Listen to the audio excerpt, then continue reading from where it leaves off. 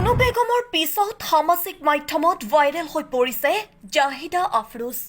অবিকল বলিউডৰ জনপ্ৰিয় কণ্ঠশিল্পী নেহা কক্কৰৰ দৰে গাইছে এটা গীত।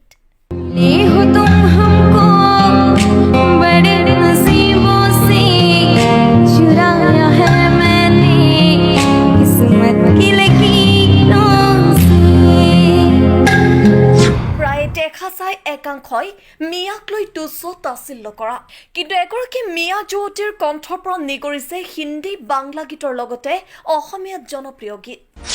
জাহিদা আফৰোজৰ কণ্ঠ শুনিলে মুগ্ধ হ'ব আপুনিও। কি করে তোকে বলবো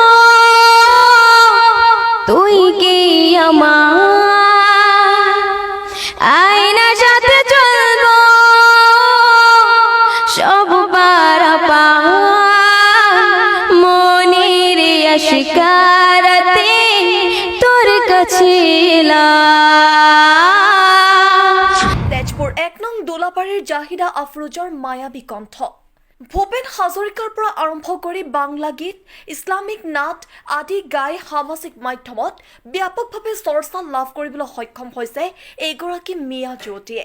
মানুহে মানুহৰ বাবে যদিহে অকণো নেভাবে অকণি সহানুভূতিৰে ভাবিব কোনে নোপোৱা সমনীয়া ইয়া ৰব্বি মুস্তাফা তু মুঝে হাজ পে বুলা।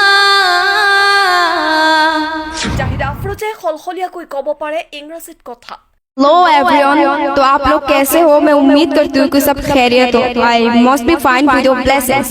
सो today I am going to sing কি করে তোকে বলবো বাংলা সং। গতিকে জাহিদা আফৰোজক আৰু এখোজ আগুৱাই যোৱাৰ বাবে প্ৰতিবেদনটি শ্বেয়াৰ কৰি দিব। Bureau report, detox any.